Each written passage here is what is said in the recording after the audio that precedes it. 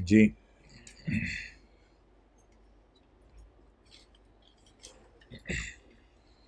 Fee for technical service.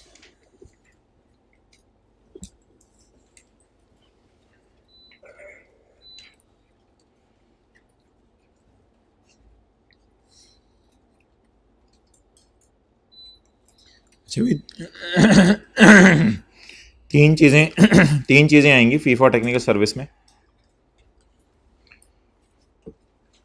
किसी साहब ने जाके किसी कंपनी में मैनेजरियल सर्विसेज दे दी, किसी साहब ने जाके किसी कंपनी में टेक्निकल सर्विसेज दे दी, जैसे मशीन कैसे चलानी है ये बता दिया, या किसी साहब ने जाके किसी कंपनी में कंसल्टेंसी सर्विसेज दे दी, मशवरा दे दिया। तो मिसाल के तौर पे वसीम अकरम ने पाकिस्तान क्रिकेट बोर्ड में जाके मशवरे दे दिए, कंसल्टेंसी सर्विसेज दी। अब 1-2 घंटे के लिए गया होगा, जाके सर्विसेज दे के आ गया होगा। तो ये जो पैसे उसको मिले होंगे, ये पैसे पीरियोडिकल मिल सकते हैं। पीरियोडिकल का मतलब है कि थोड़े थोड़े करके और लमसम, ये इकट्ठे मिल सकते हैं। अबे किस चीज़ के पैसे मिल रहे हैं तुझे? कहते मैं गया था, मैंने मैनेजेरियल, टेक्निकल या कंसल्टेंसी सर्विस दी थी, इंक्लूडिंग सर्विस ऑफ टेक्निकल और अदर पर्सनल। असल में जब ये टेक्निकल लोग जाते हैं तो साथ अपना टेक्निकल स्टाफ लेके जाते हैं। जैसे इंजीनियर होगा तो सब इंजीनियर साथ लेके जाएगा, और अदर पर्सनल मिसाल के तौर पे टाइपिस्ट, उनको साथ ले जाएगा। तो जो टेक्निकल लोग काम करने जाते हैं ज़रूरी नहीं खुद जाएं, साथ अपने टेक्निकल टीम भी लेके जा सकते हैं और पर्सनल लोग भी साथ लेके जा सकते हैं टेक्निकल सर्विस देने के लिए, बट डज नॉट इंक्लूड। लेकिन एक चीज़ इसमें शामिल नहीं है, पैसे which is chargeable under the head salary. ऐसे पैसे जो किस हेड में गिरेंगे? Under the head salary. इसका क्या मतलब है? मिसाल के तौर पर एक इंजीनियर हैं जो कि होंडा में काम कर रहे हैं 8 घंटे। ना सिर्फ वो 8 घंटे काम कर रहे हैं, बल्कि वो 7 डेज काम कर रहे हैं, बल्कि वो 1 मंथ काम कर रहे हैं, बल्कि वो 1 ईयर काम कर रहे हैं, बल्कि वो 10 सालों से वहां काम कर रहे हैं। तो ये बंदा एम्प्लॉय होगा। ये वसीम अकरम की तरह नहीं होगा कि 2 घंटे के लिए गया और पाकिस्तान क्रिकेट बोर्ड को मशवरे दे के आ गया और कंसल्टेंसी फीस ले ली। ये एम्प्लॉय होगा। तो जो एम्प्लॉय 8 घंटे ड्यूटी करता है उसको जो पैसे मिलते हैं ये उसकी इनकम टेक्निकल सर्विस की नहीं होगी, बल्कि ये इनकम किस हेड में जाएगी? इनकम फ्रॉम सैलरी में जाएगी। तो ऐसा मैनेजर, ऐसा टेक्निकल बंदा और ऐसा कंसल्टेंट जो 8 घंटे ड्यूटी करे जाके और दफ्तर में जाके, 8 में मिसाल दे रहा हूं, यानी ड्यूटी करे जाके और रोजाना आए, काम हो ना हो उसको आना पड़े, तो ऐसे बंदे को तो एम्प्लॉय कहा जाता है।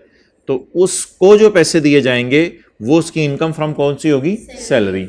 लेकिन अगर वसीम अकरम साहब 2 घंटे के लिए जाके मशवरा दे के आ जाए पीसीबी को, तो वसीम अकरम तो एम्प्लॉय नहीं है पाकिस्तान क्रिकेट बोर्ड के, तो उनको जो पैसे दिए जाएंगे वो होगी वसीम अकरम की इनकम फ्रॉम टेक्निकल सर्विस। और टेक्निकल सर्विस के पैसे आमतौर पे गिरते हैं इनकम फ्रॉम अदर सोर्स में, क्योंकि मेन काम तो आपका नहीं है ना मशवरे देना वसीम अकरम का, बस जाके मशवरा दे के आ गया, ये इसकी इनकम फ्रॉम अदर सोर्स में गिर जाएगा।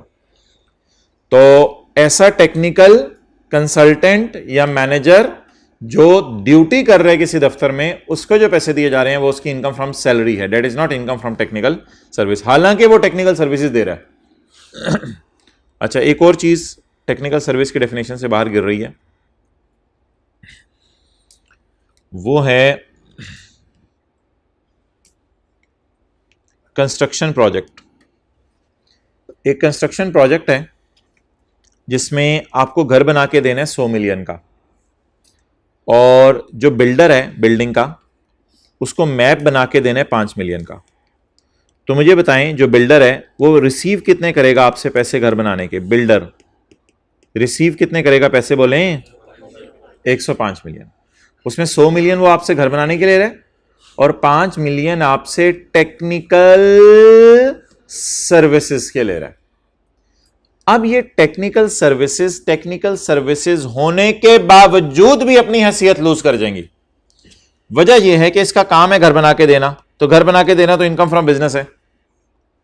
ये इनकम फ्रॉम अदर सोर्स में जानी चाहिए सूली तौर पे, क्योंकि ये टेक्निकल सर्विस है। लेकिन ये टेक्निकल सर्विस छोटी होने की वजह से मेन काम घर बनाना था, अपनी एग्जिस्टेंस लूज कर जाएगी, और ये पैसे सारे के सारे बिल्डर की इनकम फ्रॉम बिजनेस में चले जाएंगे। तो ऐसी टेक्निकल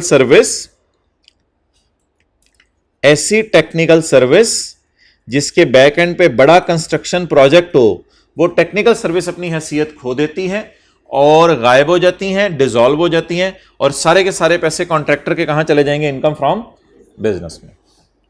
तो ये भी एक एक्सेप्शन है, 5 मिलियन को टेक्निकल सर्विस के पैसे नहीं कहना। जल्दी नोट किया करें।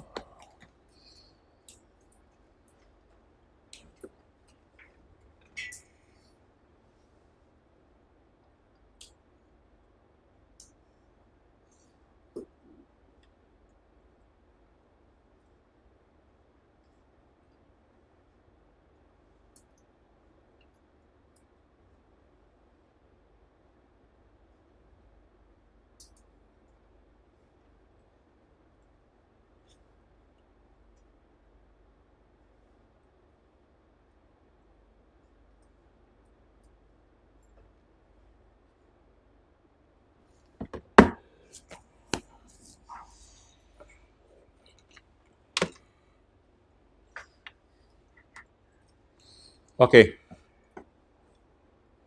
पढ़े जी।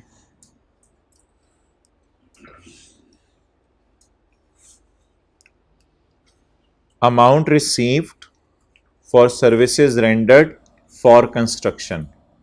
देखें जरा, amount received for services rendered for construction. थोड़ा सा इंग्लिश का फिक्रा ना याद करना पड़ेगा। Amount received for services rendered for construction, ये भी निकल रहा है टेक्निकल सर्विस की डेफिनेशन से। Amount received for services rendered for construction, for assembly और मिलता जुलता प्रोजेक्ट। असेंबली होता है प्लांट इंस्टॉल करना, तो घर बनाना नहीं, प्लांट इंस्टॉल करना। तो प्लांट इंस्टॉल करने से पहले भी उसका नक्शा बनता है, तो वो जो नक्शे के पैसे हैं वो इनकम फ्रॉम अदर सोर्स वगैरह में नहीं जाएंगे, वो जो उसकी मेन इनकम होगी बिजनेस में ही जाएंगे। तो ये दो चीज़ें ऐसी हैं टेक्निकल सर्विस होने के बावजूद टेक्निकल सर्विस की डेफिनेशन में फॉल नहीं करती। अगर वो हमारा एम्प्लॉई है या अगर हम मेन सर्विस किसी बंदे को दे रहे हैं घर बना के देने की, और सब्सिडरी या छोटी सर्विस उसमें दे रहे हैं किसकी? मैप बना के देने की, जिसे आप टेक्निकल सर्विस कह सकते हैं। अच्छा, ये डिविडेंड की डेफिनेशन में स्किप कर रहा हूं, ये पूरा पेज 58।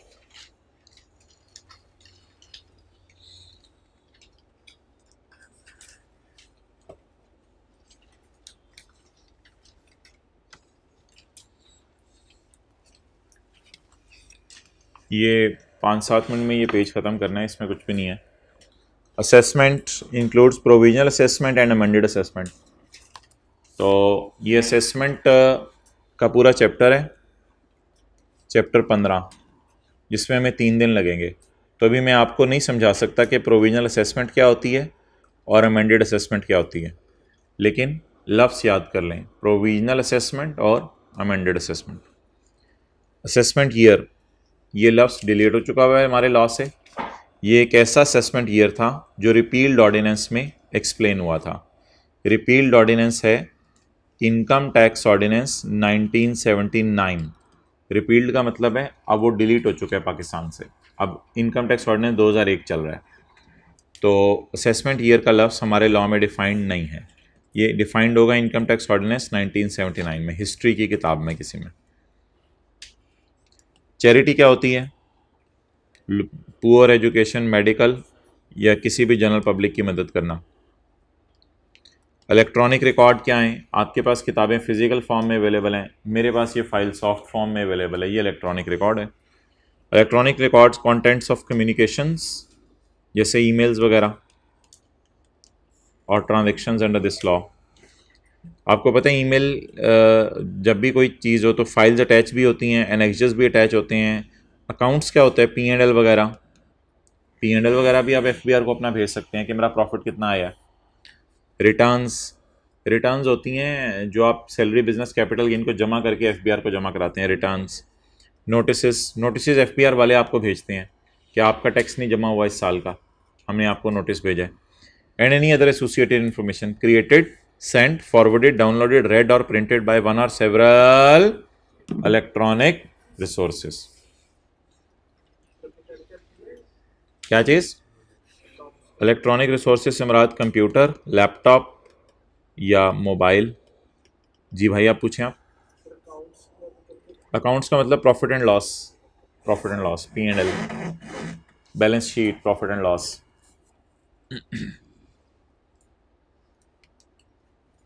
तो ये ना अल्फाज अभी याद कर लें बैठे बैठे।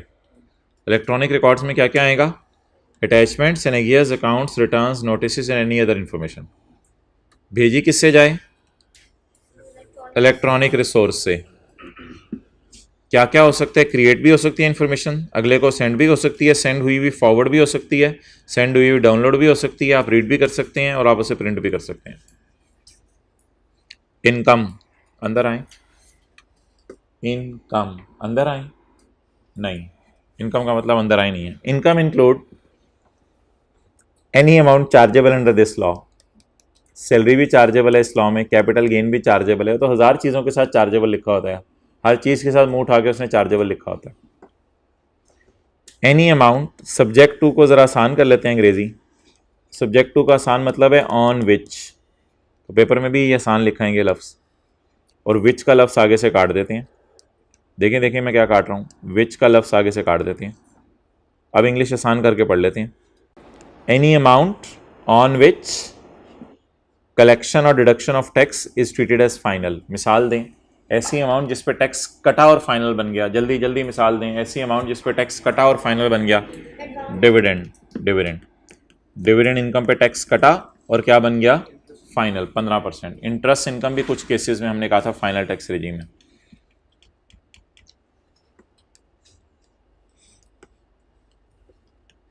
Any amount assumed as income under any provision of this law. Any amount assumed as income, क्या मतलब? Any amount assumed as income, भाई घर किराए पे देना तो समझ आता है इनकम है, बिजनेस करना भी समझ आता है इनकम है, लेकिन लोन जो वापस कर देने, हमने पढ़ा था अगर वो लोन कैश फॉर्म में हो तो वो भी इनकम है। तो कभी कभी लॉ मेकर किसी चीज़ को ज़बरदस्ती इनकम में डाल देते हैं, इसको कहते हैं ट्रीटेड एज इनकम। हालांकि वो इनकम होती नहीं, लेकिन लोगों की नज़र में नहीं है, लॉ मेकर तो उसे इनकम में डालेगा। तो लोन इनकम होती है या वापस करना होता है लोन? लेकिन अगर कैश में ले लें, इनकम है। Any loss of income. अच्छा, अकाउंटिंग वाले बड़े वेले हैं, जब भी बात करो कहते हैं प्रॉफिट एंड लॉस।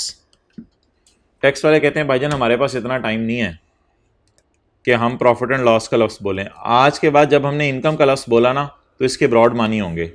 इनकम के लफ्ज़ से मुराद कहते हैं हमारी इनकम भी होगी, और इनकम के लफ्ज़ से मुराद आज के बाद लॉस भी होगा, क्योंकि इनकम फ्रॉम बिजनेस के चैप्टर का नाम बड़ा मुश्किल हो जाता है फिर, income slash loss from business.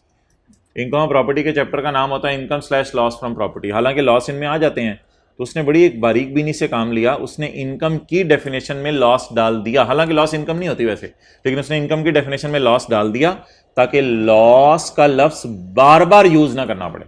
बस ये मकसद था। इसका मतलब ये नहीं कि लॉस इनकम बन जाएगा, लेकिन इनकम की डेफिनेशन में लॉस आ गया, जाहिर बात है।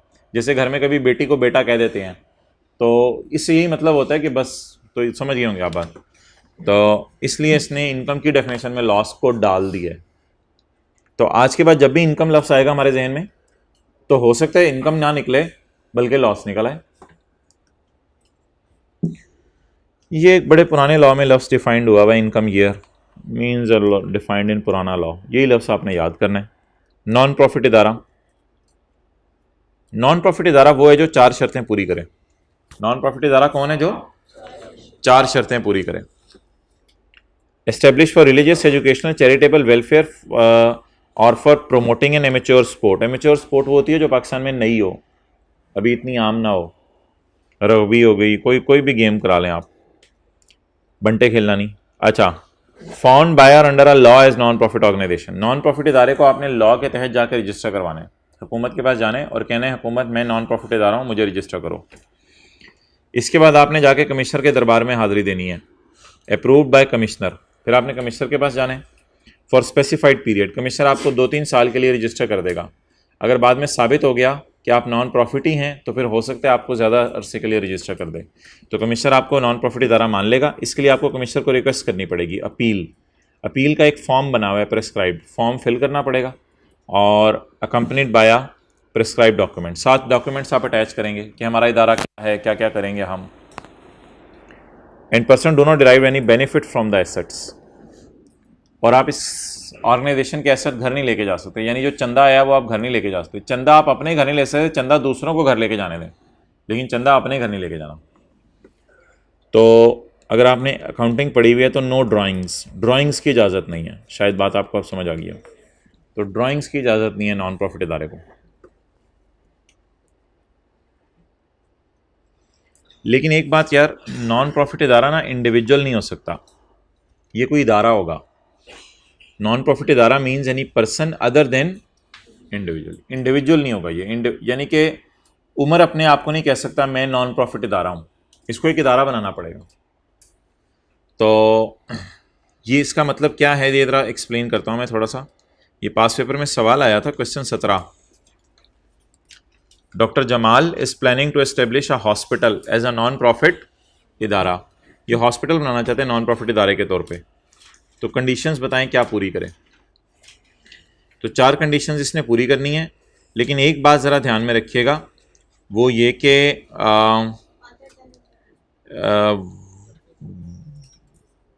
वो ये बात कि individual cannot be a non profit इदारा। डॉक्टर जमाल अपने आप को नहीं कह सकता जमाल नॉन प्रॉफिट इदारा।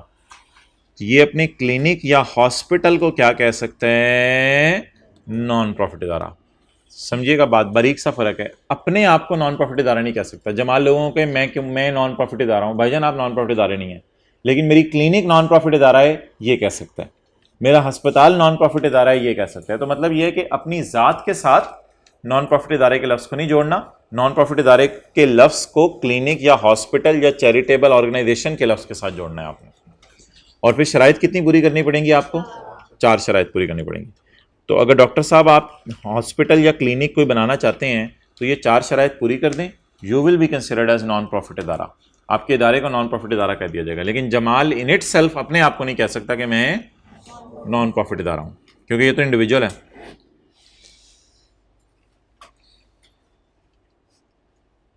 Resident tax payer who is a resident person, non resident tax payer who is a non resident person. Principal officer, आप कॉलेज आ रहे थे, बरकत मार्केट के इशारे पे आप रुके, कमिश्नर इनकम टैक्स ने आपको कहा भाईजान कॉलेज वालों ने टैक्स जमा नहीं कराया, ये ज़रा सफ़ा पकड़ें और कॉलेज वालों को जाके कह दें खुदा के लिए टैक्स जमा करा दें। आप स्टूडेंट हैं, आपने आके प्रिंसिपल साहब को सफ़ा पकड़ाया, प्रिंसिपल साहब ने सफ़ा फाड़ के फेंक दिया। क्यों? इसलिए कि FBR वालों ने गलत बंदे को सफ़ा दिया। सफ़ा देना चाहिए था ऑफिसर को, किसी सफ़ा स्टूडेंट को देना नहीं चाहिए था। आप J.Dot के ऊपर सूट खरीदने जा रहे थे, रास्ते में आपको कमिश्नर मिला, उसने कहा J.Dot वालों को कहना टैक्स जमा नहीं कराया, और आपको एक सफ़ा भी पकड़ा दिया। आपने जाके J.Dot वालों को हैंड ओवर किया, J.Dot वालों ने कहा सॉरी हमारे दफ्तर के किसी बंदे को दें, आप कौन है हमें आके दे रहे हैं सफ़ा। तो जब भी FBR वाले कम्युनिकेशन करें तो रेलेवेंट पर्सन को कम्युनिकेट करें या जिस मर्जी चाहे को कम्युनिकेट कर दें, और वो जो रेलेवेंट पर्सन होगा वो उस ऑफिसर का वो उस दफ्तर में प्रिंसिपल ऑफिसर समझा जाएगा।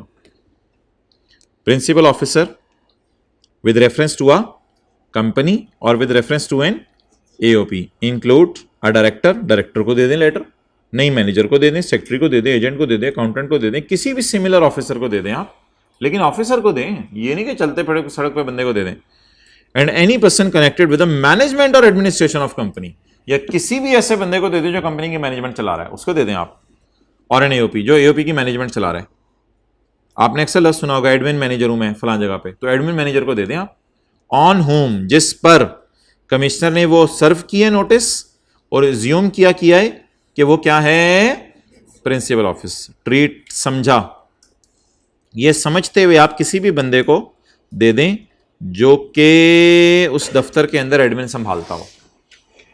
ऑन होम, जिस पर कमिश्नर वो सर्व करे नोटिस, ये समझते हुए कि वो प्रिंसिपल ऑफिसर है। क्यों का समझा कमिश्नर ने वो प्रिंसिपल ऑफिसर है? क्योंकि वो बंदा एडमिन संभालते हुए पाया गया। तो जो बंदा मैनेजमेंट और एडमिनिस्ट्रेशन संभालते हुए पाया जाए उसको भी आप प्रिंसिपल ऑफिसर समझ के लेटर दे सकते हैं, जरूरी नहीं वो डायरेक्टर या सेक्रेटरी हो। लेकिन इन एनी केस एम्प्लॉइज को, sorry in any case customers को नहीं दे सकते, स्टूडेंट्स को नहीं दे सकते आप। एम्प्लॉइज अगर वो मैनेजमेंट संभालता है, अगर मैनेजमेंट नहीं संभालता तो फिर नहीं दे सकते। पीएन को नहीं दे सकते, गार्ड को नहीं दे सकते, अनलेस कि वो मैनेजमेंट संभाल रहा हो। Tax payer, tax payer means any person who derives an amount chargeable to tax. Tax payer ऐसा बंदा होता है जो इनकम कमाए या खर्च करे, इनकम कमाए, who derives an amount chargeable to tax. और टैक्स पेयर में कौन कौन आता है? Any agent of a person, आपका एजेंट भी आ जाता है। कई दफा आप बाहर बैठे होते हैं, एजेंट आपके लिए पैसे कमा रहा होता है, एजेंट हु डिराइव्स, जो कमा रहा होता है आपके लिए पैसे।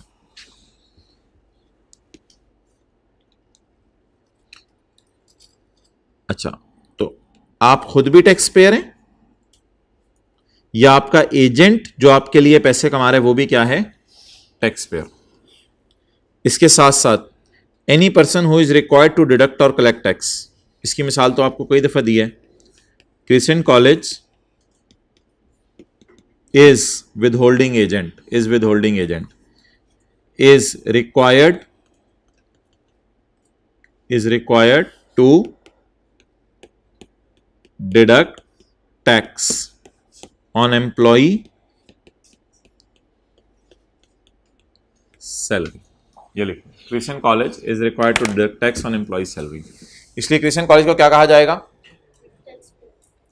Tax payer. ये अपना भी टैक्स पे करता है और अपने एम्प्लॉयज का भी टैक्स काट के जमा करवाता है।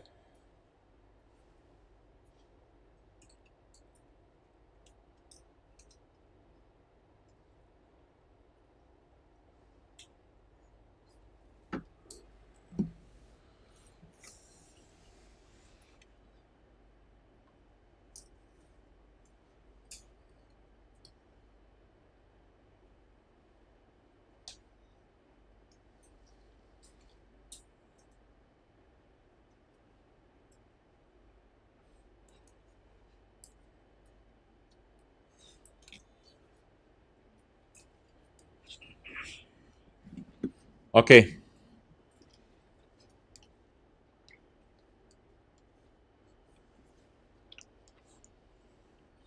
Any person required to furnish a return of income और pay tax under this law. किन लोगों ने पाकिस्तान में रिटर्न ऑफ इनकम जमा करवानी होती है? Any person required to furnish a return of income, section 114 chapter 15 में हम पढ़ेंगे। Persons required to furnish a return of income, section 114 chapter 15 में हम पढ़ेंगे persons required to furnish a return of income.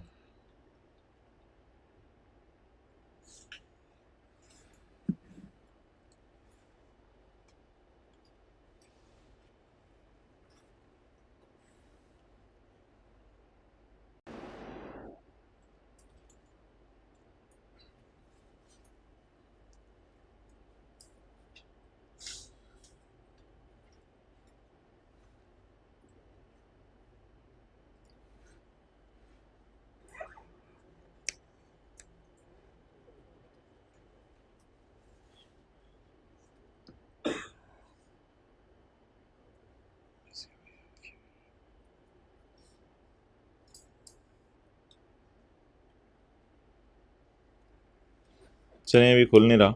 Chapter 15 के पहले सफ़े पे ना लिस्ट दी हुई है, वो हमने डिटेल से देखनी है कि किन किन लोगों ने पाकिस्तान के अंदर रिटर्न जमा करवानी है। उसमें वो लोग भी होंगे जिनके प्लॉट हैं, जिनके घर हैं और बला बला किस्म के लोग होंगे।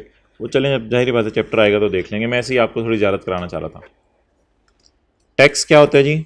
Tax means any tax imposed under this law includes any penalty, fees or any other charge or any sum or amount leviable or payable under this law। leviable का मतलब है लगाई गई, तो इस लॉ में जो अमाउंट भी टैक्स के तौर पे लगाई गई उसे टैक्स कहा जाएगा। तो ये छोटी सी डेफिनेशन है टैक्स की।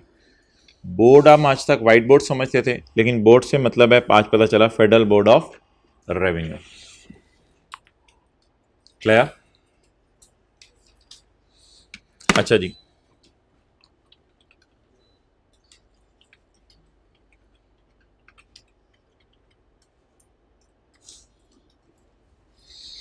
ये क्या है भाईजान? होंडा का लोगो या पेटेंट। अच्छा, ये पाकिस्तान वाले यूज कर सकते हैं? पाकिस्तान में कभी आपने किसी गाड़ी पे ये लिखा हुआ देखा है? ये लिखा हुआ देखे गाड़ी पे किसी? रोजाना देखते हैं ना। तो ये किसने इजाजत दी होगी? ये इजाजत दी हुई है होंडा जापान ने। ये इजाजत दी हुई है होंडा जापान ने, जो जो मेन कंपनियां होंडा की, उसने इजाजत दी हुई है पाकिस्तान वालों को कि यार आप अपनी गाड़ी के पीछे ये एच का साइन लगा लो। और ये लोग इंजन भी जापान से इंपोर्ट करते हैं, बाकी गाड़ी पेंट पूंट और सारा काम इधर करते हैं, बाकी इंजन जापान से इंपोर्ट करते हैं। तो ये जो नाम यूज़ कर रहे हैं, तो ये नाम यूज़ करने की इजाज़त उन्होंने ली होगी या नहीं ली होगी? अच्छा, जब ये नाम यूज़ करते हैं तो नाम यूज़ करने पे कोई ना कोई पैसे भी उनको देते होंगे, कोई ना कोई पैसे भी उनको देते होंगे। मिसाल के तौर पे आप प्रिंसिपल साहब को कहें कि मैं क्रिश्चियन कॉलेज की ब्रांच पेशावर में खोलना चाहता हूं, जहां मैं बेसिक लेवल के पेपर कराऊंगा, मैं और मेरे दोस्त मिलके, तो आप नाम ले रहे हैं ना इनका। तो इसी तरह होंडा वालों ने भी अपना नाम दिया हुआ है, होंडा जापान ने। किसको? होंडा पाकिस्तान को। अब कौन रॉयल्टी नाम की पे कर रहा होगा और कौन रॉयल्टी रिसीव कर रहा होगा? पाकिस्तान पे कर रहा होगा और जापान वाले रिसीव कर रहे होंगे। तो बस ये एक छोटी सी डेफिनेशन है रॉयल्टी की, आसान सी। ये आज हम पढ़ के बस बात क्लोज कर रहे हैं, फिर और नहीं पढ़ेंगे आज। तो ये रॉयल्टी की डेफिनेशन है। रॉयल्टी की डेफिनेशन अगले सफ़े पे है, तो ये थोड़ी सी बात आप लिख लें ताकि आपको याद रहे ये बात जो मैंने आपसे की है। जल्दी से लिख लें ताकि रॉयल्टी की मेन थीम आपको याद रहे। अभी मैं सारे नाम पढ़ाने लगा हूँ, पेटेंट, कॉपीराइट, डिज़ाइन, पता नहीं क्या क्या नाम है इन चीज़ों के, वो भी कुछ सूरतों में हो जाती है।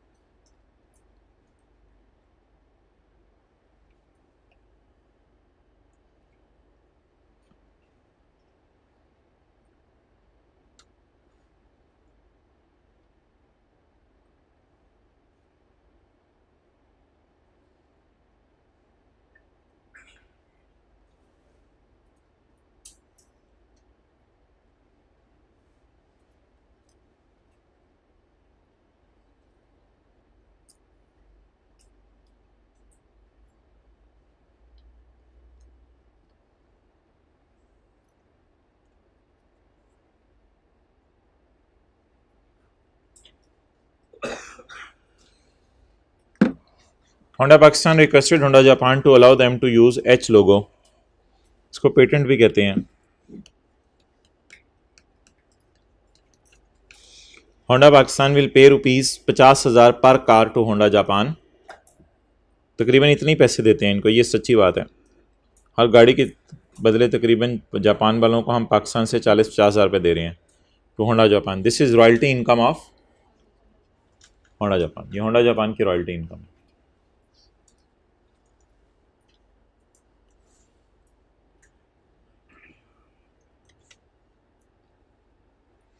Royalty means any amount paid और पेएबल हाउएवर डिस्क्राइब्ड और कंप्यूटेड। जैसे मर्जी निकले, इधर गाड़ियों की बेस पे निकल रही है, हो सकता है प्रोडक्शन की बेस पे निकले, किसी भी बेस पे निकले, हाउएवर डिस्क्राइब्ड और कंप्यूटेड, जैसे मर्जी निकले।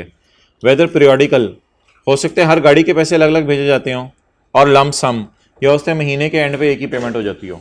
तो ये जैसे मर्जी कहते हैं पैसे दो, मुझे इससे कोई फर्क नहीं पड़ता। कहते हैं ये सारा के सारे रॉयल्टी हैं। एक रॉयल्टी हमने चैप्टर 4 में भी पढ़ी थी, जो ऑथर को मिलती थी उसकी किताब की। होंडा जापान ने यूज करने दिया है या राइट टू यूज दिया है अपना नाम, या कोई बाहर के मुल्क वाले अपना डिजाइन भी यूज करने दे सकते हैं, अपना मॉडल भी यूज करने के लिए दे सकते हैं आपको।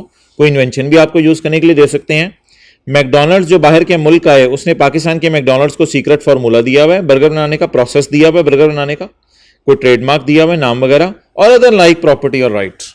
तो कोई भी चीज कहते हैं आप अगले बंदे को यूज के लिए दे दें अपनी, तो जिसको पैसे मिल रहे होंगे ये उसकी इनकम कौन सी होगी? रॉयल्टी इनकम होगी। रॉयल्टी इनकम किस साइड में जाती है? फिलहाल आप समझ लें अदर सोर्स में जाती है, लेकिन रॉयल्टी इनकम के ऊपर पूरी डिटेल में बहस है, वो हमारे सिलेबस में नहीं है कि रॉयल्टी इनकम कब कब किस किस सिनेरियो में कहाँ कहाँ जाएगी, वो चीज़ें नहीं है। ओके, ये हो गया जी point A. Point C, the receipt of और राइट टू रिसीव। ऊपर लिखा हुआ था यूज ऑफ और राइट टू यूज, और नीचे लिखा हुआ है रिसीव ऑफ और राइट टू रिसीव, यानी विजुअल इमेजेस, साउंड्स और बोथ। तो मिसाल के तौर पे पाकिस्तान वाले बांग्लादेश वालों को कोई विजुअल इमेजेस भेज रहे थे बजरिया सैटेलाइट, तो बीच में अफगानिस्तान था, अफगानिस्तान ने कहा यार मुझे भी दे दो, तो अफगानिस्तान वालों से भी अब हम रॉयल्टी मांगेंगे क्योंकि विजुअल इमेजेस तो पाकिस्तान के हैं, और उनसे भी रॉयल्टी मांगेंगे बांग्लादेश वालों से, और वो जो हमें रॉयल्टी देंगे वो रॉयल्टी हमें पे करके अपने टीवी पर, अपने रेडियो पर या अपने इंटरनेट पर इन विजुअल इमेजेस को चलाएंगे। जितना अरसा चलाएंगे उतना अरसा हम उनसे पैसे लेते रहेंगे। तो रिसीट ऑफ और right to receive any visual images, sounds और बोथ ट्रांसमिटेड बाय सैटेलाइट। हमने सैटेलाइट के जरिए भेजे हैं उनको, या हमने केबल डाल के भेजे हैं, या हमने ऑप्टिक फाइबर के जरिए भेजे हैं, या सिमिलर टेक्नोलॉजी के लिए भेजे हैं, ताकि अगले लोग चलाएं उनको टीवी पे, रेडियो पे या इंटरनेट। तो हम पाकिस्तान वाले दे रहे हैं उनको, वो हमें उसका किराया दे रहे हैं, तो वो हमारी कौन सी इनकम बन जाएगी? Royalty income.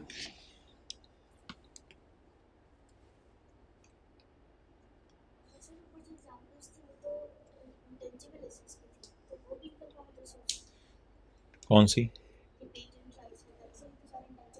रॉयल्टी किस हेड में जाएगी ये बड़ी डिटेल में बहस है पूरे लॉ में, जो हमारे सिलेबस में नहीं है। अच्छा, पॉइंट सी, फिलहाल आप बस सदर सोर्स में समझ लें। पॉइंट सी हो गया। डी,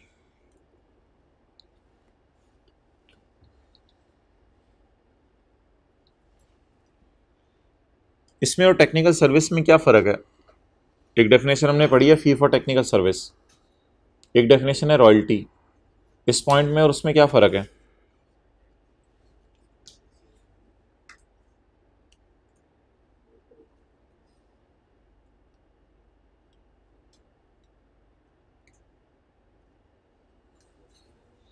ये लाइन पढ़ के देखें, समझ आ रहा है? डब्बे वाला याद तो नहीं करना ना, ये तो समझने के लिए आपके।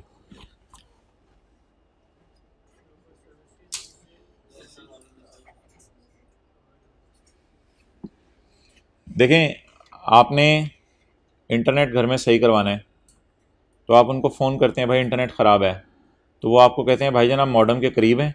आप कहते हैं नहीं करीब हो जाता हूँ। कितना करीब होना है? अच्छा, तो हम मॉडम के पास ही जाके बैठ जाते हैं। अब वो कहते हैं ये बटन ऑन है, ये लाइट क्या आ रही है, ये लाइट क्या आ रही है। अच्छा, फिर वो कहते हैं सर आपके पास अपना कंप्यूटर या लैपटॉप होगा? जी बिल्कुल है। अच्छा, उस पर जाके ये ज़रा आप प्रेस करें, ये नंबर लिखें आप, और इस वेबसाइट पर जाएँ। अच्छा, अब क्या हो रहा है, अब क्या हो रहा है, ये करते करते करते, तो वो आपको अपना नॉलेज शेयर कर रहे हैं या बंदा भेज रहे हैं? नॉलेज शेयर कर रहे हैं। और अगली दफ़ा आपको साइंसदान बने होते हैं, पहले वो वाले तजर्बे करके देखते हैं, फिर बाद में फ़ोन करते हैं। तो इसको कहते हैं नॉलेज शेयर करना। तो इसी तरह बड़ी बड़ी कंपनीज़ में होता है कि पाकिस्तान में किसी भी कंपनी को कोई मसला आ जाए, न्यूक्लियर कंपनियों से मसला आ गया, तो उसने अमेरिका में किसी कंपनी को फ़ोन किया कि यार ये मसला आ गया है, तो वो सिर्फ अपना नॉलेज शेयर करें आपसे, तो फिर आप उनको रॉयल्टी पे करेंगे। लेकिन अगर वो बंदे भेज देना तो फिर वो टेक्निकल सर्विस बन जाएगी। तो जब अगर वो अपना सिर्फ नॉलेज शेयर कर रहे हों, तो जो आप पैसे उनको दे रहे होंगे, तो इसको कहते हैं ऑन साइट सर्विस, यानी फिजिकल बंदे आके आप काम करके दें। और कई दफ़ा ऑन साइट नहीं आना पड़ता, खाली आपको फ़ोन पे नॉलेज कन्वे कर देते हैं। तो अगर खाली नॉलेज कन्वे किया जा रहा है ना, तो वो तो रॉयल्टी के डेफिनेशन में फॉल करेगा। लेकिन अगर वो बंदे भेज दें सर्विस देने के लिए, तो फिर उनकी जो इनकम होगी वो कौन सी इनकम होगी? टेक्निकल सर्विस की इनकम होगी, वो टेक्निकल सर्विस की डेफिनेशन में फॉल करेगा। तो बारीक सा फ़र्क है, क्योंकि टेक्निकल अलग इधर भी लिखा हुआ है, उधर भी लिखा हुआ था टेक्निकल असम। यार किस हेड में जाएंगी रॉयल्टी और टेक्निकल सर्विस, ये पूरी बहस है जो आई के अपने एक दफ़ा सिलेबस में डाली थी और निकाल दी हुई है कि ये किस हेड में जानी है। द सप्लाई ऑफ, फिलहाल आप अदर सोर्स में समझ लो अपने सिलेबस के एतबार से। The supply of technical, industrial और कमर्शियल और साइंटिफिक। अच्छा, ये मजे की बात आप देख रहे हैं, टेक्निकल नॉलेज, एक्सपीरियंस और स्किल, इंडस्ट्रियल नॉलेज, एक्सपीरियंस और कमर्शियल नॉलेज, एक्सपीरियंस और साइंटिफिक नॉलेज, एक्सपीरियंस और स्किल। अब याद कहां से करना है, चलें खैर है। तो ये असल में अल्फाज सबके साथ मिल रहे हैं, लेकिन नीचे पढ़ें क्या लिखा हुआ है। There is a transfer of knowledge in royalty only, transfer of knowledge. In contrast, बिलमुकाबिल, fee for technical service involve the actual rendering of service by team. तो पूरी पूरी टीमें आती हैं, आप उनको 2-2, 4-4, 6-6 महीने होटलों में डराते हैं और वो टीमें आके आपको टेक्निकल सर्विस दे रही होती हैं। तो उधर फिजिकली टीम आएगी, टेक्निकल सर्विस के केस में इधर टीम नहीं आएगी, बल्कि टेक्निकल सर्विस में आपने देखा होगा लफ्ज लिखा होता है including technical and other staff, वो साथ लेके आएंगे। तो उधर टीमें आ रही होंगी, इधर टीमें नहीं आ रही होंगी, इधर सिर्फ आपको क्या सप्लाई किया जा रहा होगा, नॉलेज सप्लाई किया जा रहा होगा। ओके, और आखिरी बात, एफ और जी कोई और चीज है बिल्कुल। आखिरी बात, ई, द यूज ऑफ और राइट टू यूज, बार बार लफ्ज यूज हो रहा है। एनी इंडस्ट्रियल, कमर्शियल और scientific equipment, industrial equipment, commercial equipment और साइंटिफिक इक्विपमेंट।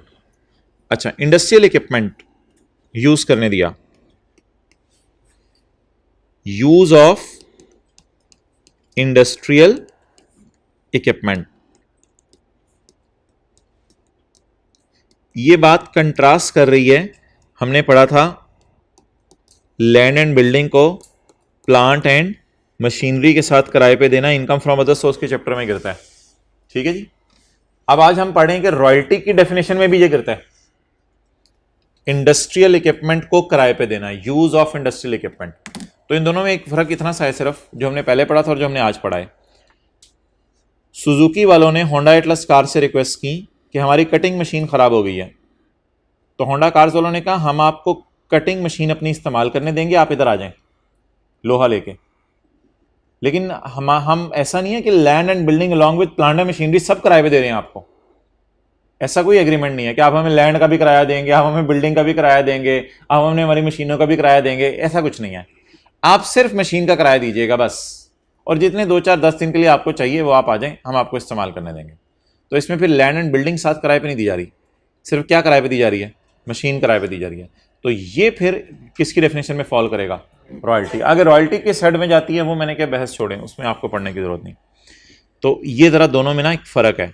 तो यहां लिख लें, लैंड एंड बिल्डिंग किराए पे नहीं दी जाएगी, खाली प्लांट थोड़े अरसे के लिए यूज पे दिया जाएगा। उर्दू में लिख लें, लैंड एंड बिल्डिंग किराए पे नहीं दी जाएगी, साथ का लफ्ज जरूर लिखना है, लैंड एंड बिल्डिंग किराए पे नहीं दी जाएगी साथ, बल्कि थोड़े अरसे के लिए प्लांट यूज के लिए दिया जाएगा।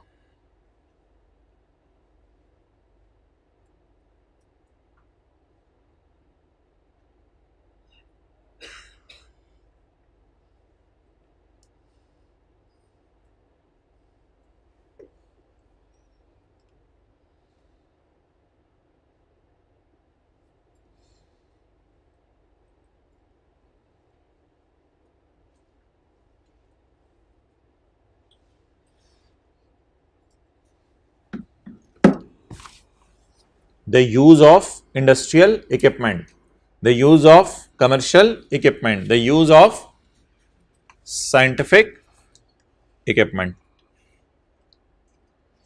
Okay.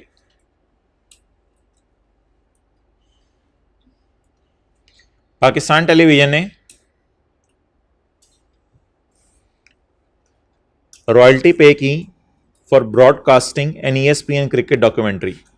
तो ESPN वालों ने क्रिकेट डॉक्यूमेंट्री बनाई, PTV वालों ने कहा हमें चलाने दो, ESPN वालों ने कहा हमें पैसे दो। तो वो जो पैसे दिए वो ESPN को आपने रॉयल्टी पे की है, क्योंकि उनके विजुअल इमेजेस या साउंड टाइप कोई चीज़ आप यूज़ कर रहे हैं। तो बैक एंड पे थीम वही है जो पॉइंट सी में हमने पढ़ी थी। द यूज ऑफ और राइट टू यूज, बार बार लफ्ज यूज हो रहा है भाईजान, use of right to use, receipt of और right to receive, supply of, use of और राइट टू यूज, ये लफ्ज बार बार यूज हो रहे हैं। The use of right to use, copyright of a literary artistic और scientific work, literary work, artistic work, scientific work. आपने हैरी पॉटर से बात की बाहर के मुल्क में, भाईजान हमें पाकिस्तान में छापने दें किताबें, उन्होंने कहा चलो भाई भागो इधर से।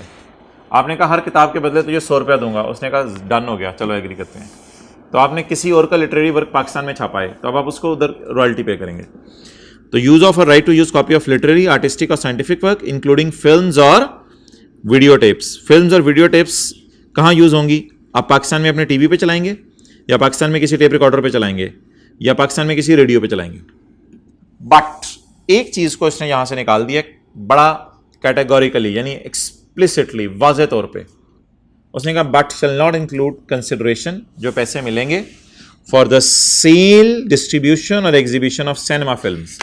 लेकिन अगर सिनेमा फिल्म्स की मद में पैसे मिले तो ये आपके जो है वो रॉयल्टी इनकम में नहीं जाएंगे। अब सवाल ये राइज होता है कि बाहर के मुल्क से हमने किसी बंदे को कहा हमें फिल्म चलाने दो, उसने कहा आप टीवी पे फिल्म चला लो, तो हम जो पैसे भेजेंगे उसको, वो उसकी रॉयल्टी इनकम है। फिर थोड़े अरसे बाद हमने उसको अगले साल कहा अब हमें दोबारा फिल्म चलाने दो, उसने कहा किधर? आपने कहा सिनेमा में चलाऊंगा, तो अब हमारा लॉ मेकर कह रहे हैं कि ये उसकी इनकम फ्रॉम रॉयल्टी नहीं है, ये इसकी कोई और इनकम है। कौन सी इनकम है इसको छोड़े परे, ये जो इनकम है ये कहां जाएगी, वेयर इट विल गो, ये आप सीए फाइनल में आपको पता चलेगा, वेयर इट विल गो। देखिए कुछ चीजें ऐसी होती हैं हम एक जगह से निकालते हैं दूसरी जगह डालते हैं। मिसाल के तौर पे हमने लैंड एंड बिल्डिंग और प्लांट एंड मशीनरी को खास तौर पे प्रॉपर्टी के चैप्टर से धक्के देके निकाला था। प्रॉपर्टी के चैप्टर जब पढ़े थे हमने उसे फौरन निकाल दिया था उधर से, अदर से उसके चैप्टर में लाके डाला भी था। तो ये जो सिनेमा फिल्म से पैसे आने, इसे रॉयल्टी की डेफिनेशन से सिर्फ निकालना आपके सिलेबस में है, इसे डालना कहां है फिर? लीव इट, इससे हमें कोई कंसर्न नहीं है। बस ये बताना चाहिए कि सिनेमा फिल्म से जो पैसे आए वो किसकी डेफिनेशन से बाहर निकाल दें? रॉयल्टी की डेफिनेशन से बाहर निकाल दें। और अगर आपने फिल्म टीवी पे चलानी है या रेडियो पे चलानी है, तो फिर जिस बंदे से इजाजत आपने ली हुई है और उस बंदे को पैसे दे रहे हैं, तो ये उसकी कौन सी इनकम होगी? रॉयल्टी इनकम होगी। तो ये मोहतरम सारी चीजें थी। आगे ये जो बात है ना अगली, ये ए से ई को रेफर कर रही है, ए से ई जो हमने पॉइंट पढ़ ली है उनको रेफर कर रही है। ये क्या बात है? ये बात है, आप विजुअल इमेजेस चलाने लगे, आपको मसला आ गया, आपने जिससे विजुअल इमेजेस लिए थे उसे फोन किया, ओ भाईजान नहीं चल रहे विजुअल इमेजेस, उसने बंदे भेजे, लेकिन बंदे इतने नहीं भेजे कि टेक्निकल सर्विस देने लग गया, हल्की फुल्की मदद के लिए बंदे भेजे। तो कह रहे लॉ मेकर कि इन सारी चीजों के लिए हल्की फुल्की मदद ले सकते हैं आप बंदों की। कहते हैं इन सारी चीजों में मैं वाजे नहीं कह रहा कि बंदे आए ही ना, जाहिरी बात है अगर आपने किसी का इंडस्ट्रियल इक्विपमेंट इस्तेमाल करना शुरू किया है और आपने होंडा से कहा है कि मुझे कटिंग मशीन इस्तेमाल करने दो, तो होंडा अगर आपको कटिंग मशीन इस्तेमाल करने देगी तो हल्का फुल्का मसला तो आपको आना है। तो उसमें परमानेंट बेस पे आपने किसी बंदे से टेक्निकल सर्विस नहीं लेनी, वो तो फिर टेक्निकल सर्विस इनकम बन जाएगी। उसमें आपने घंटे दो के लिए किसी बंदे को बुला के होंडा के कहना यार जरा बता दें हमें थोड़ा सा मसला आ रहा है। तो पॉइंट एफ में थोड़ा सा ठंडा हुआ और कहते हैं हल्की फुल्की सर्विसेज बंदों की यहां भी अगर मिल जाए ना तो मुझे एतराज नहीं है, ये पैसे स्टिल किसके डेफिनेशन में रहेंगे? रॉयल्टी की। लेकिन अगर बंदे ही आके बैठे रहे और सर्विसेज ही दिए जा रहे हैं तो फिर ये तो टेक्निकल सर्विस है। लेकिन अगर हल्की फुल्की मदद के लिए बंदे आ जाए तो कहते हैं कोई मसला नहीं। इसलिए उसने एक बड़ा सा लफ्ज़ यहाँ इस्तेमाल किया, सब्सिडरी। सब्सिडरी आपको पता है मेन काम नहीं है सर्विस देना, मेन काम नहीं, सब्सिडरी होते हैं नॉन कोर काम। बस असल में विजुअल इमेजेस चल नहीं रहे थे, आधे घंटे के लिए आपने किसी बंदे को बुला के कहा यार ये विजुअल इमेजेस चला के दे दो, तो इसकी कहते हैं इससे कोई फर्क नहीं पड़ता, इससे इनकम रॉयल्टी की डेफिनेशन से बाहर नहीं निकल जानी, इनकम स्टिल किसकी डेफिनेशन में रहेगी? रॉयल्टी की। आपने मैकडोनल्ड्स की कोई क्या कहते हैं फ्रेंचाइज पाकिस्तान में खरीदी, अब आप मैकडोनल्ड्स की रेसिपी लगा रहे हैं लेकिन वो चीज़ नहीं बन रही, तो आप 2-3 घंटे के लिए, 6 घंटे के लिए, 2 दिन के लिए किसी बंदे को बुला लें, लेकिन मतलब ये नहीं है कि वो टेक्निकल सर्विस आप देने लग गए आके, तो वो तो सिर्फ इस मद में देने आया है कि आप फार्मूला सही तरह लगा नहीं पा रहे। द सप्लाई ऑफ असिस्टेंस, बंदे आएंगे, द सप्लाई ऑफ असिस्टेंस, बंदे आएंगे, मदद आएगी आपको, डेट इज जरूरी, उसके बगैर गुजारा नहीं है।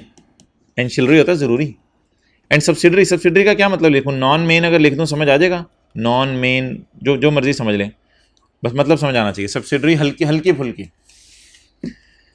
The supply of assistance that is main और दैट इज हल्की फुल्की फॉर एनी प्रॉपर्टी और right as mentioned in clause A through E. A through E की जगह आप लिखाएंगे पेपर में all of above, A through E तो नहीं पेपर में लिख के आएंगे ना, उसकी जगह लिखाएंगे ऑल ऑफ अबव। अच्छा ये क्यों सर्विस दी जा रही है भाईजान, क्यों बंदे आ रहे हैं बताएं जरा, जल्दी जल्दी बताएं। इट इज फर्निश्ड, क्यों क्यों क्यों बंदे क्यों आ रहे हैं? As a means for enabling the enjoyment of the property. वो विजुअल इमेज आप इंजॉय ही नहीं कर पा रहे, वो फिल्म चला ही नहीं पा रहे, वो इंडस्ट्रियल इक्विपमेंट आप यूज ही नहीं कर पा रहे, वो पेटेंट और कॉपीराइट आपको इस्तेमाल करने नहीं आ रहा, वो आर्टिस्टिक वर्क आप यूज ही नहीं कर पा रहे, उसको इंजॉय करने के लिए आपने सिर्फ बंदा बुलवाया, वो आके हल्का फुल्का काम करके सब्सिडरी से काम करके चला गया। तो ये सब्सिडरी होने की वजह से रॉयल्टी की डेफिनेशन में ही रहेगा। इट इज फर्निश्ड, इट क्या? असिस्टेंस। इट से मुराद असिस्टेंस है ना। Assistance is furnished as a means for enabling the enjoyment of the property और राइट। ये आखिरी बात बड़ी धमाका है, आसान सी बात है, बहुत धमाका टाइप बात है। हैरी पॉटर ने सोचा कि भाईजान हम अपनी किताब ही प्रिंट कराना बंद कर देते हैं। आपने कहा यार ऐसा करो, फिर पक्की पक्की मुझे दे दो। अब आप फी किताब पहले 200 रुपया दे रहे थे, अब आप 200 नहीं देंगे, अब आप 2 करोड़ से भेजेंगे, क्योंकि अब आज के बाद आप ही उसकी किताब पूरी दुनिया में छापेंगे। तो कभी कभी बात यहां तक बढ़ जाती है कि चलते चलते चलते जो चीज आपने किराए पे ली होती है वो हमेशा के लिए खरीद लेते हैं। जो चीज आपने किराए पे ली होती है वो हमेशा के लिए खरीद लेते हैं। इसी तरह मिसाल के तौर पे फिल्म में उसने ये कहा था कि फिल्म जो है वो 4 दफा आप चलाएंगे बस, खत्म, टीवी पे 4 दफा चलाएंगे बस, हर दफा चलाने की ₹1,00,000 रॉयल्टी। 4 दफा चलाने के बाद आपने कहा ये फिल्म हमेशा के लिए मुझे दे सकते हो, मैं बांग्लादेश में चलाऊं, पाकिस्तान में चलाऊं, करोड़ दफा चलाऊं, मेरी मर्जी। उसने कहा इसके फिर ऐसा करो कि इसके फिर 2-3 करोड़ दे दो, तुम्हें याद हमेशा के लिए दे देता हूं। तो जिस चीज को आपने पहले रॉयल्टी पे लिया था अब आपने उसे बाय कर लिया है। तो ये जो बाय करके आपने उसको पैसे भेजे हैं, हैरी पॉटर को हर किताब के पहले आप 100 रुपया भेजते थे, अब आपने एक ही दफा करोड़ रुपया भेजा, ये करोड़ रुपया भी उसकी रॉयल्टी इनकम में जाएगा। ये बड़ा अजीब सा पॉइंट है जी। The disposal of any property लिखे हैं उर्दू में, मतलब अब उसने हमेशा के लिए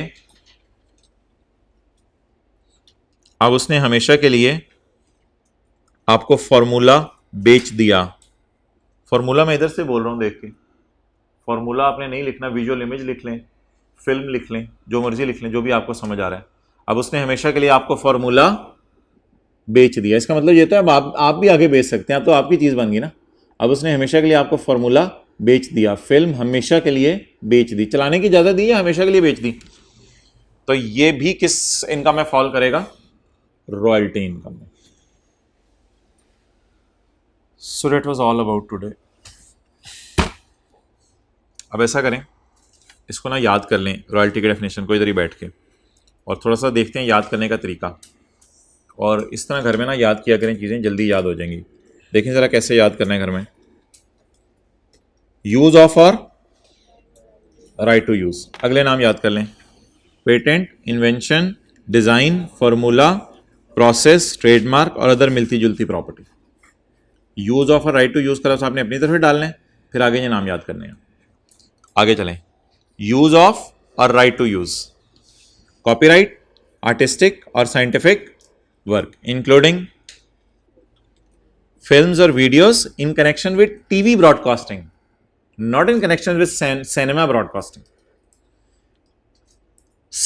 सी में उसने लिखा तो कुछ हो रहा है लेकिन मैं पढ़ कुछ हो रहा हूं, राइट और यूज और राइट ऑफ यूज, या फिर receipt or right to receive. बार बार लिख रहा था पहले यूज और राइट टू यूज, इधर उसने लिखे receipt or right to receipt. Visual images, sounds और both in connection with broadcasting on TV, radio, internet through satellite, optic fibre or cable or similar technology. अगला point, supply of technical knowledge, supply of technical, लेकिन technical की जगह industrial और commercial class भी बोला जाएगा और साइंटिफिक क्लास भी बोला जाएगा, और नॉलेज की जगह एक्सपीरियंस और स्किल क्लास भी बोला जाएगा। Use of a right to use industrial equipment, commercial equipment, scientific equipment. Supplying assistance, supplying but assistance is necessary but subsidiary, ज़रूरी है बट मेन काम नहीं है, but subsidiary. And it will enable you to enjoy the benefits of property, फिर इससे आप property के benefits enjoy करने लग जाएंगे। And in the end disposal of any property referred in above points, paper में इस तरह लिखाएंगे, रेफर इन अबव पॉइंट्स, और पेपर में ये तो नहीं लिखे आएंगे ये थ्रू ही। चलें बताएं बताएं जल्दी बताएं। Use of a right to use, patent, design, formula, secret और फॉर्म, यूज और right to use, copyright, literary, artistic work, scientific work, films in connection with television or radio broadcasting but shall not include cinematographic films। अच्छा, तीसरा, receipt of a right to receive visual images, sounds or both in connection with broadcasting on radio, TV और एक और बात लिखी हुई थी bye satellite, और वो थोड़ा आसान होता है चीज़ों को याद करना यार। देखें कितना इजीली याद हो रही हैं, बस घर जाते ही तो आधा घंटा लगा लिया करें, आधे घंटे में आपको एक सफ़र आराम से याद हो जाता है। पॉइंट 4 क्या था आगे? सप्लाई ऑफ टेक्निकल नॉलेज, ये तो मेन बात हो गई। अब टेक्निकल की जगह 2-3 लफ्ज़ हो रहे हैं और नॉलेज की जगह एक्सपीरियंस और स्किल भी है। जी अगला कौन सा था? यूज और right to use, industrial, scientific or commercial equipment. And अगला पॉइंट था supply of assistance, but assistance is ancillary and subsidiary and it will enable us to enjoy the benefits of that property and in the end disposal of property. बस ठीक है, ये question 18 करें और recording बंद कर दो। क्वेश्चन 18 कर दें जी। हाँ जी, एनेक्जर्स होते हैं ईमेल वगैरह में, आपने कोई चीज़ एक्सप्लेन करनी हो, जैसे सेल का डाटा अलग बता दें, परचेज का डाटा अलग बता दें, इसे एनेक्जर्स कहते हैं, सपोर्टिंग डॉक्यूमेंट्स। अच्छा यार सवाल है इधर कि आपने क्या क्या बताना है। स्मॉल कंपनी कौन सी है, पब्लिक कौन सी है, प्राइवेट कौन सी है, ये 3 चीज़ें आपने बतानी है। पब्लिक और प्राइवेट तो एक ही बात होगी ना, या पब्लिक है या प्राइवेट है, और दूसरी एक बात होगी या स्मॉल है या नहीं है। तो मेरे ख्याल से पब्लिक और प्राइवेट तो आपको याद है। पब्लिक वो होती है फेडरल गवर्नमेंट ने 50 या उससे ऊपर, फॉरेन गवर्नमेंट ने 50 या उससे ऊपर, प्रोविंशियल गवर्नमेंट ने 50 या उससे ऊपर, या ऐसी फॉरेन कंपनी ने 50 से ऊपर जिसको फॉरेन गवर्नमेंट ने और किया हो, और stock exchange, listed in stock exchange. ये 5 चीज़ें कौन सी कंपनी है? पब्लिक। लेकिन स्मॉल कंपनी इतनी पहले की पड़ी हुई है कि भूल गई है, तो चैप्टर 4 में जाएं, रिवाइज करें स्मॉल कंपनी एक दफ़ा, उसकी डेफिनेशन, फिर आप इधर आ जाएं। जल्दी जल्दी जल्दी जल्दी जल्दी खामोश, बस खामोशी से जाके रिवाइज करें स्मॉल कंपनी की डेफिनेशन।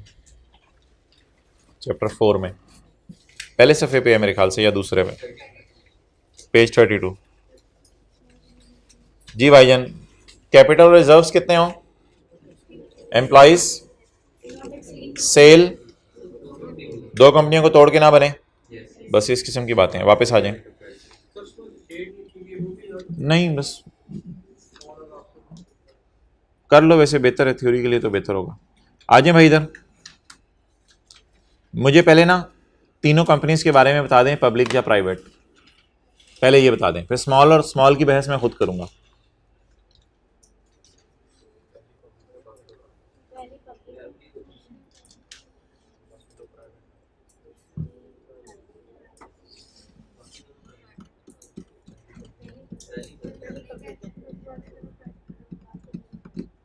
अच्छा जी, लेट्स स्टार्ट। ये लाइन 90% बच्चों ने नहीं पढ़ी होगी कि तीनों अनलिस्टेड हैं। ठीक है जी, तीनों क्या हैं? अनलिस्टेड हैं। सर ये सवाल पूरा पढ़ना होता है पेपर में? हाँ बेटा, सवाल पूरा पढ़ना होता है, और अगर आप नहीं पढ़े तो ये आपका मसला है, ये मेरा मसला नहीं है। तो तीनों कंपनी स्टॉक एक्सचेंज में लिस्टेड नहीं है, ये तीनों की तीनों अनलिस्टेड है। पहली बात तो ये हो गई। अगली बात, ये इन्फॉर्मेशन को मैं काट रहा हूँ क्योंकि ये तो पब्लिक और प्राइवेट के लिए नहीं है, ये स्मॉल कंपनी के लिए है। तो फिलहाल मैं ज़रा पब्लिक और प्राइवेट वाली बहस पहले कर लूँ, फिर बाद में मैं करता हूँ। अच्छा जी, 60% इसके शेयर्स ओन किए हुए हैं फॉरेन कंपनी ने। अच्छा, 60% शेयर्स ओन किए हैं फॉरेन कंपनी ने। मुझे ये बताएं कि अमेरिका में जितनी भी कंपनीज हैं वो फॉरेन कंपनीज हैं ना, हमारी नज़र में अमेरिका में जितनी भी कंपनीज हैं वो क्या हैं? Foreign companies. अमेरिका में कितनी कंपनीज होंगी? फॉरेन कंपनीज, यानी पाकिस्तान में हम बैठे हैं तो अमेरिका में कितनी कंपनीज होंगी? अमेरिका में लाखों कंपनीज होंगी। उन लाखों में से अमेरिकन गवर्नमेंट ने 100% कितनी कंपनीज ओन की होंगी? लाखों में से 99,000, 1 लाख में से 99,000 या 1 लाख में से कोई इक्का दुक्का ओन की होगी। गवर्नमेंट का तो काम नहीं होता कंपनीज ओन करना। तो भाईजान यहाँ कहाँ लिखा हुआ है कि इस फॉरेन कंपनी को गवर्नमेंट ओन कर रही है? इस फॉरेन कंपनी को गवर्नमेंट ओन नहीं कर रही। तो अपने से नहीं समझ लेना गवर्नमेंट का ये काम नहीं है कंपनियां ऑन करते फिरे। तो इसलिए आपने कहना है कि इसको फॉरेन गवर्नमेंट ओन नहीं कर रही इस कंपनी को, इसलिए तो ये कंपनी ने, अगर फॉरेन कंपनी ने हमारे शेयर खरीद भी लिए हैं उससे कोई फर्क नहीं पड़ता। A limited will be a private company. However, if question would have told us that this foreign company is 100% owned by foreign government, then it would have been a public company. लेकिन फिलहाल ये private company है क्योंकि government ने इसको own नहीं किया हुआ फॉरेन कंपनी को। ऐसा ही है ना? आगे चलें। और जबरदस्ती आप करार दे रहे थे। वैसे आपकी क्या अंडरस्टैंडिंग है कि बाहर की जितनी कंपनीज हैं उनको बाहर की गवर्नमेंट ने 100% ही खरीदा होता होगा ना? वो गवर्नमेंट का कहाँ काम है कंपनियां खरीदना? तो अजम्पशन वो लेते हैं जो हकीकत के करीब हो। तो ये प्राइवेट हो गई। आगे चलें। 40% of shares are held by provincial and 40% provincial ने खरीदे हुए, 40% फेडरल ने। दोनों ने मिला के कितने खरीदे हुए हैं? 40%। तो अब बता दें 50 से ऊपर गया काम तो a company which is not a public is a private company. अच्छा, एक सवाल आपसे पूछ रहा हूं, अगर यहां 52% होता तो अच्छा, अब सवाल मैं आपसे यह पूछने लगा हूं कि फेडरल गवर्नमेंट का अकेले खड़े होकर 50 से ऊपर जाना जरूरी है और प्रोविंशियल गवर्नमेंट का अकेले खड़े होकर 50 से ऊपर जाना जरूरी है, या दोनों का मिल के 50 से ऊपर जाना जरूरी है? तो भाईजान दोनों का मिल के 50 से ऊपर जाना जरूरी नहीं है। दोनों ने मिल के 50 से ऊपर चले भी जाएं तो ये कंपनी स्टिल प्राइवेट रहेगी क्योंकि लॉ में लिखा हुआ है फेडरल गवर्नमेंट या प्रोविंशियल गवर्नमेंट 50 से ऊपर जाए, दोनों मिलकर 50 से ऊपर ना जाए। तो ये बात तो मैंने कई दफा क्लास में की हुई थी। फेडरल गवर्नमेंट खुद 50 या उससे ऊपर जाए, प्रोविंशियल गवर्नमेंट खुद 50 या उससे ऊपर जाए। अगर दोनों मिलकर 50 से ऊपर चले जाएं, यानी प्रोविंशियल गवर्नमेंट ने 30% खरीदे हुए हैं, फेडरल गवर्नमेंट ने 30% खरीदे हुए हैं, this company is a private company. Why? किसी ने भी 50 से ऊपर नहीं लिया। तो अगर 52 भी होता फिर भी ये कंपनी स्टिल क्या थी? प्राइवेट। और 40% ईच नहीं लिखा हुआ, गवर्नमेंट्स लिखा हुआ है। इसका मतलब है दोनों ने मिला के 40% शेयर ओन किए हुए हैं। बहरहाल दोनों मिला के 50 भी कर लेते तो स्टिल ये कंपनी क्या थी? Private. C limited 100% shares are held by a local group. चंद पाकिस्तान के लोग हैं, उन्होंने इस कंपनी को 100% खरीदा हुआ है। प्राइवेट कंपनी है ना, इसको फेडरल गवर्नमेंट ने खरीदा हुआ है, ना इसे फॉरेन गवर्नमेंट ने खरीदा हुआ है, ना इसे किसी कंपनी ने खरीदा हुआ है जिसको फॉरेन गवर्नमेंट ने खरीदा हुआ है, ना ये स्टॉक एक्सचेंज में लिस्टेड है। ऊपर लिख दिया अनलिस्टेड है, तो ना ये स्टॉक एक्सचेंज में लिस्टेड है। तो जब चारों बातें नहीं पाई जा रही है, company which is not a public is a private company. अब थोड़ा बहुत लिख के भी आना था, यानी कि थोड़ा बहुत बता के भी आना था। अच्छा, एक चीज़ ना बड़ी मज़े की थी इधर, क्या सवाल में, also state the additional information if any which may be required for determining the classification of these companies. कहते हैं वो एडिशनल डाटा बता दो जो आपको चाहिए होता तो जरा अच्छा नतीजा हो जाता। मेरे ख्याल से ये ए लिमिटेड में हम एक लफ्ज लिख के आ सकते थे कि अगर ये फॉरेन कंपनी के बारे में पता होता कि इसको फॉरेन गवर्नमेंट ने 100% ओन किया हुआ है तो शायद हम अच्छे नतीजे पे और भी पहुंच जाते, लेकिन अभी नहीं दिया हुआ तो इसलिए इस कंपनी को हमने क्या समझा? Private company. तो ये एक अजीब सी रिक्वायरमेंट थी, थोड़ा टेक्निकल किस्म की, कि अगर कौन सा डाटा आपको दिया होता तो और ज्यादा बेहतर नतीजे पे आप पहुंच जाते। बहरहाल फिलहाल हम तीनों कंपनीज को क्या बनाया हमने? A limited can not be classified, sorry दूसरा पैरा पढ़ें। A limited can be classified as private company. 60% of shares are held by foreign company. If foreign company is 100% owned by foreign government, then A limited would have classified as public. As the ownership of foreign company is not known, we cannot classify it as a public company. Done. B limited can be classified as, because neither the provincial government nor the federal government own 50 or more of the shares of the company.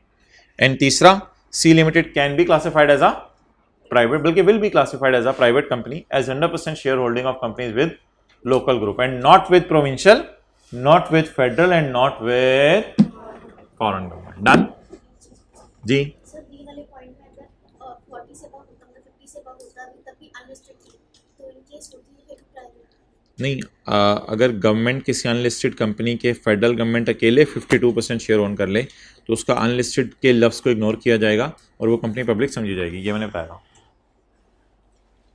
तो federal government किसी के 50 से ऊपर own कर ले, चाहे वो unlisted है, उससे कोई फर्क नहीं पड़ेगा, वो पब्लिक कहा जाएगा उसको। अच्छा चलिए जी, स्मॉल कंपनी,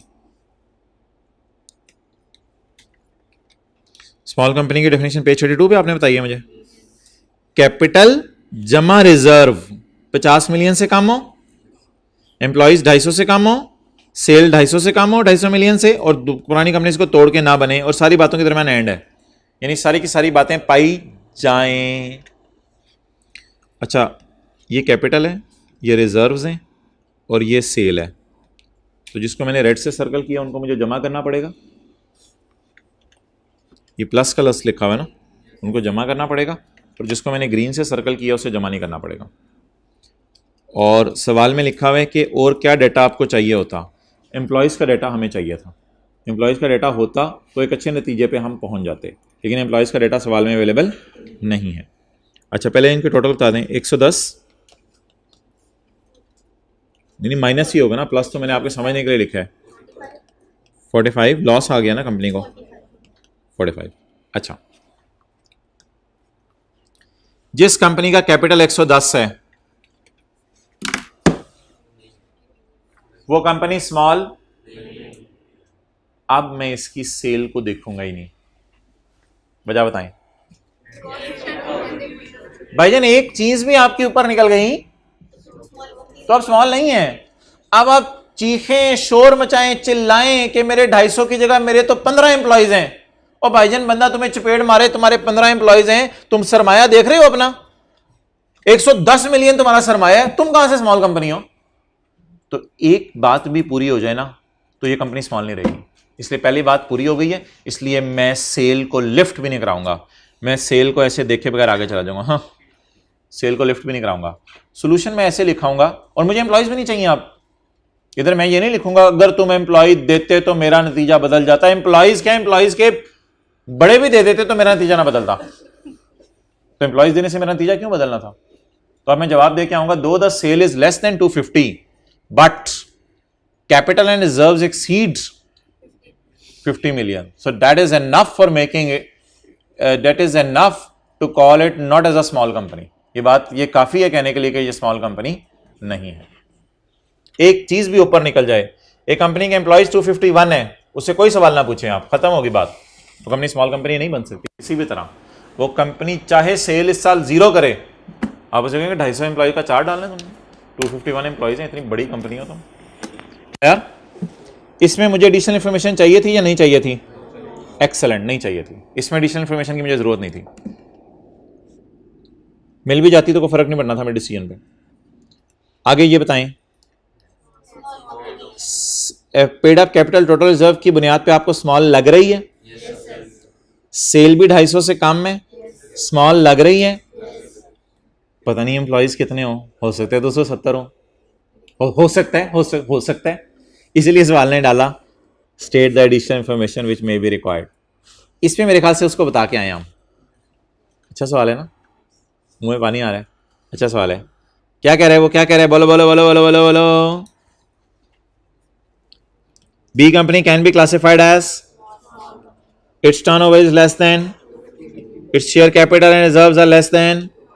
इतना सा लिखने के भी आपको नंबर मिलेंगे, एडिशनल इन्फॉर्मेशन वाली बात आप ना भी लिखें तो आई कैप इतना तो अपने नॉलेज करेगा। Additional information regarding number of employees and constitution of company, यानी कब बनी थी और तोड़ के तो नहीं बनी, should have been given to reach a conclusive decision. ये गिवन अगर तुम कर देते तो मैं किसी अच्छे नतीजे पे पहुंच जाता, लेकिन फिलहाल मुझे अब स्मॉल लग रही है, मैं क्या करूंगा। डन, दोनों चीजें नीचे थी, काश एम्प्लॉइज दे देता तो वो भी नीचे होते, फिर तो बिल्कुल हम मजे में होते, दल में ना होते। इधर बताएं जी, ये 50 से कम है, ये 250 से, सिर्फ इसकी सेल 250 से ऊपर होना ही इसको स्मॉल कंपनी के डेफिनेशन से बाहर निकाल देता है। अब दीवाना बार हम एम्प्लॉयज ढूंढें या इस कंपनी से नंबर ऑफ एम्प्लॉयज पूछने की जरूरत आपको महसूस हो रही है? वैसे मुझे तो नहीं जरूरत महसूस हो रही। किसी में क्लास में किसी को जरूरत महसूस हो रही हो तो इधर आ जाए, मैं उसको स्टिक से जरा समझाता हूँ। जरूरत महसूस हो रही है किसी को? जरूरत महसूस हो रही है किसी को?